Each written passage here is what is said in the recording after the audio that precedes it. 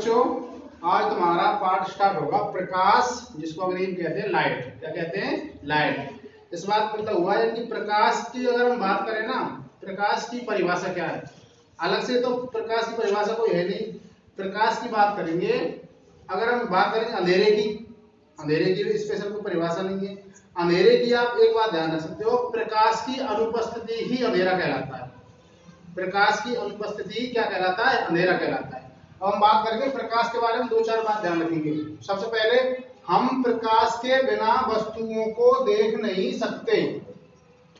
प्रकाश वस्तुओं को देखने में सहायता करता है।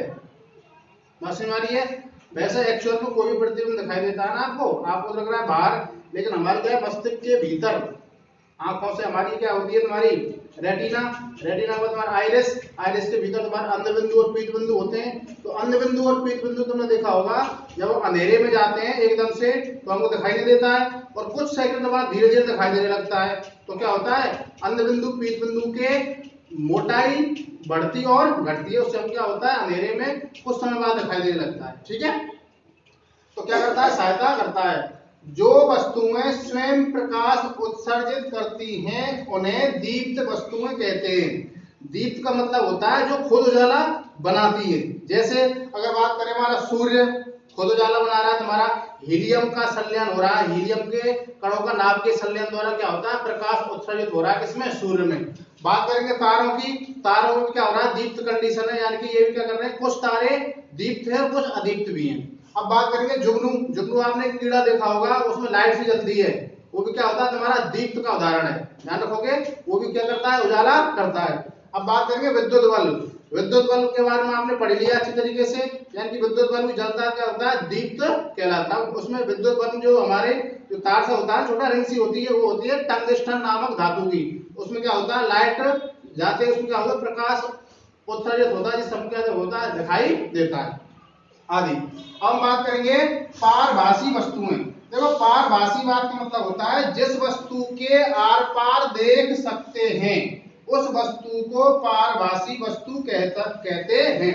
यानी कि सपोज करो, तुमने कोई कांच लिया, पानी लिया या लेंस लिया। भाई कांच के आप आर पार देख सकते हो, पारभासी वस्तु है।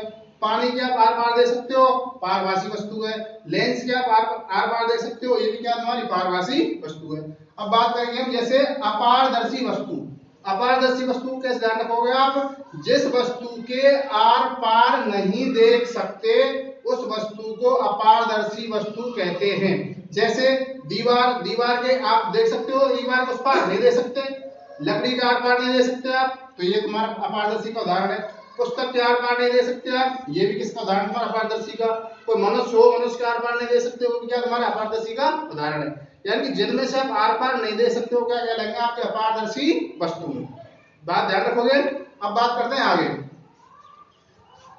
जैसे उदाहरण ये ले लेंगे। अब बात करेंगे तुम्हारे पारभासी वस्तुओं की। किसकी बात करेंगे? पारभासी। देखो, पारभासी में आपको एक बात ध्यान रखनी है, यानी कि जिन वस्तुओं के आर पार तो देख सकते हैं परंतु स्पष्ट नहीं देख सकते, ऐसी वस्तुओं को पारभासी वस्तुएं कहते हैं। जैसे तुमने धुआं देखा होगा, धुआं में हमको कम दिखाई देता है, वो किसका उदाहरण, तुम्हारा पारभासी का। आपने कोहरा देखा होगा सर्दियों में, वो भी किसका उदाहरण, तुम्हारा पारभासी का। कोहरे में बहुत कम दिखाई देता है। एक तुमने देखा होगा तेल का धब्बा अगर तुम्हारे किसी पन्ने पे लग जाए, तुम्हारे लेंस पे लग जाए, तुम्हारे शीशे पे लग जाए, उससे भी कम दिखाई देता है धुंधला सा, वो भी किसका उदाहरण, तुम्हारा पारभासी वस्तु का। ठीक है, बाकी नेक्स्ट।